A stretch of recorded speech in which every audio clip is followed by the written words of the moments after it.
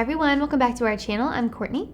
And I'm Teddy, and in this video, we are going to be looking at some great citrus fragrances. We have about 7 picked out, and what we're going for here for notes, we're looking for things like lemon, bergamot, lime, also grapefruit, things of this sort, probably best suited for summer, but we wanted to also throw in some different fragrances with a twist. We like this genre of fragrances. You could probably do many videos on this subject, but with summer right around the corner, I thought it was an appropriate time to do it. So Courtney, you have 3, I have 4. Yep. Because I have 4, I will go first. Go ahead. One of my favorites to start off, and we're looking at all different types of price ranges. This first one is going to be Mancera Lemon Lime. So when I think of Mancera, I think of 2 things. I think of their use of ouds, maybe some more oriental fragrances, and then I think of also their very useful, pretty solid performing citrus-backed fragrances. I think of Cedrat Boisé, I think of Sicily, I think of Lemon Lime. Now this is probably one of my favorite citrus fragrances that they make. So this lemon line here has lemon, of course, lavender, oak moss, orange, white musk, geranium, and amber in here. What I get mostly lemon, also getting some blast of orange, but you can get that musky type of tone to this. It allows this one to feel more masculine when on the skin. Performance for a lemon fragrance and also getting a lot of citrus off the top, I would say is above average. Maybe like 7 hours of performance on this. It'll be light, it's not gonna project out like crazy, but at least smelling it on the skin. I also think that this one blends well if you wanted to layer it with another fragrance, which I have tried before. I love this one. All right, next up we have Maison Margiela, Under the Lemon Trees. And I think this is such a pretty one for the summertime. It's really interesting because it's called Under the Lemon Trees, but there's actually no lemon in there, and it's actually a lime note. And emphasis on the trees. It's very green. There is cedar, so that's definitely a factor, but it also has petitgrain, coriander, musk, and a really pretty green tea note that makes it a little bit different than a regular citrus scent. And I get the tea note almost immediately off the top. Yeah. This does have the citrus elements to it. This is referencing Palermo in their packaging and their positioning. So you get that like Italian summer type of feel with it. But again, like you specified, the green elements of this fragrance does allow it to maybe stray away from the maybe name of this fragrance at the end of the day. So it is a little bit misleading, but I like it. Performance, not great. So that's one thing I'll say is like a downside of this fragrance compared to some of the other ones, but that's to be expected with the fragility of citrus type of notes off the top, but good one to try. One of my favorite ones from their replica line, so this is a really solid one. Next up here, one of my favorites from Hermès, here is Concentré d'Orange Verte. This is, again, also going back to that green element. Now take some of that position that you were talking about with our previous fragrance and then change it with some more herbaceous and mix with orange. That's what you're getting here. I like this one. Mature. It has like this bitter orange note, so it's not as like freshly squeezed. It's a greenish woody type of backbone too, with the patchouli and cedar here. Basil also being a note.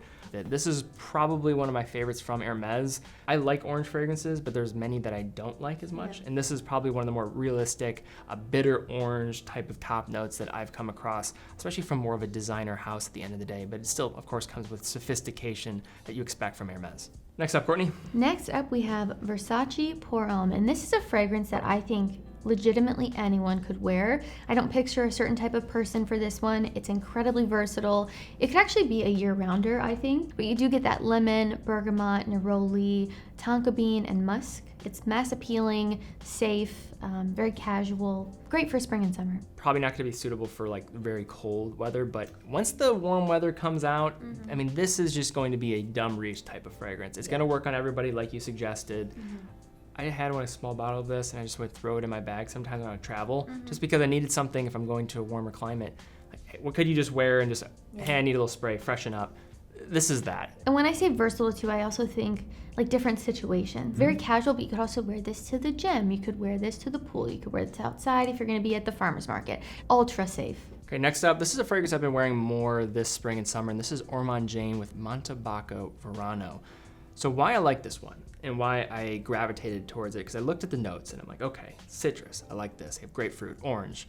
But what I also liked was it had a leather note and then a tobacco note. I find tobacco notes mostly being in winter fragrances just because the note itself can be rather dense. This works though, and I think what it allows as an end product is something that sits on the skin a bit longer. You also have ambergris, different woods. This is going to be a fragrance if you want something a bit more unconventional compared to the traditional types of citrus-oriented fragrances. I think this is an interesting one to go for. Of course, it's going to be niche, so it's going to be more expensive, but at the same time, if you're a tobacco lover, I think this is worth giving a shot. If you like tobacco fragrances and want something with maybe some saltiness to it with the ambergris, and then of course that summer day type of effect that comes with this note breakdown. Yeah, it smells like a cabana to me almost. It is a bit of a strange combination when you look at the note breakdown, but it works and it's different, and I love the packaging. Next up, Courtney. All right, next we have Acqua di Parma Fico di Amalfi. And to be honest with you, I think any of the fragrances from this Blue Mediterranean line would have fit in this video seamlessly.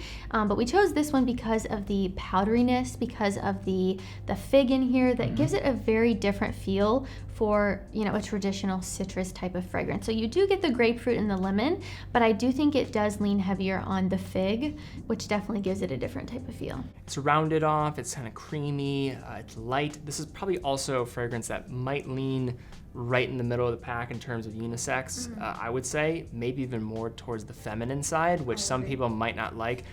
Also like honeyed and gourmand, like this is like almost a fragrance that you just want to take a bite out of in a way. Yeah. Refreshing though too at the same time. I will say with this one, as beautiful as it is, it does not last long on the skin at all. Yes, better than some of the other Blue Mediterranean lines, but that is probably the kryptonite to many of them, which is that performance. Still, I think well worth it. It's something that you can probably bring along with you throughout the day. Spray, it's welcoming, it's inviting, it's bright, and I think a lot to like here if you want something that's distinct in this citrus category. So next up in our final fragrance here today, this is a brand that I just started investigating a bit more. This was the one that interested me off the bat and I wanted to get a full bottle of. That is with Shay and Blue with their Blood Oranges fragrance. Now this to me is a very realistic orange note off the top that you're getting. So you have this blood orange note. It's very vivid. How I would describe it is like freshly squeezed orange. It almost gives that bright and tangy feeling of orange juice, which is kind of crazy. Also here you have leather, woody notes, musk, amber. So it does have some other things at its back that allows it to have some staying power. I wouldn't say the performance is great, but also better than some of the others here on this list without question. And also from an affordability side, not too bad. I mean, you can get a full 100 ml for this for under $100 for a fragrance house that I think when it comes to just value for dollar and actually complexity of their fragrances and performance wise, I think it's very well done. Yeah, we actually chose this fragrance as our morning personality in the video that we made, and I think that describes this fragrance perfectly. Again, it's that freshly squeezed orange juice in the morning, a very go-getter, like morning person, ready to go for the day, a slap in the face, refreshing. It's beautiful. All right, everybody, that is all we have for this video looking at 7 great citrus fragrances. If you have a citrus fragrance that you would recommend to other people, please leave a comment down below. We have plenty others outside of this that we probably would have liked to include, but you have to make the cutoff somewhere. You got to keep things open, give us opportunities in the future to mention them. But these are some of our favorites that I think we've been wearing mostly right now. Also, if you enjoyed this video, please give it a thumbs up, subscribe. Really appreciate all the new subscribers. It's been great to see this channel grow, and we have a lot of great things planned for the future. But thank you all so much for watching, and we will see you all next time.